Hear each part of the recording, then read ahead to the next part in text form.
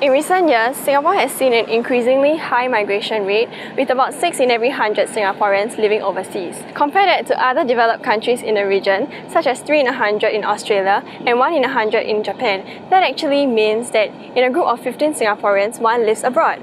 But Singapore has great economic growth and a high standard of living, so does that mean that these factors are no longer enough to keep its people here?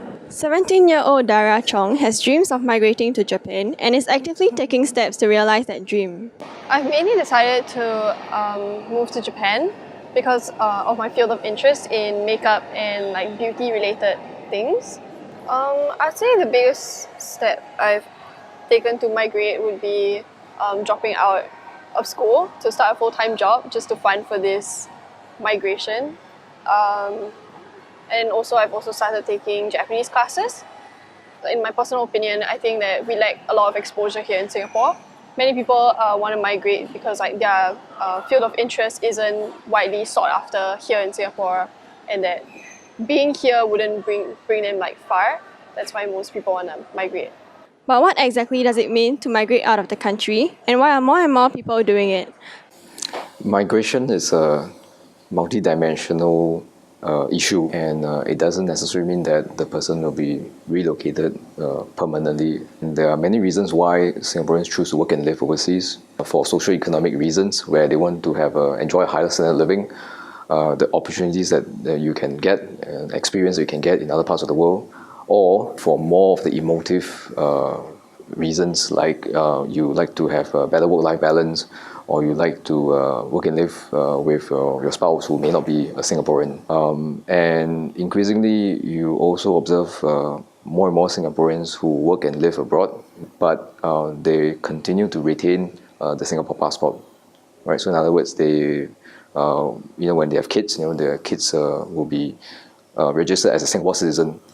Talking about migrating out of Singapore is a common topic among many locals longing to experience something different. But is the grass really greener on the other side? 27-year-old Teo Min talks about her life in Melbourne. I really like the space.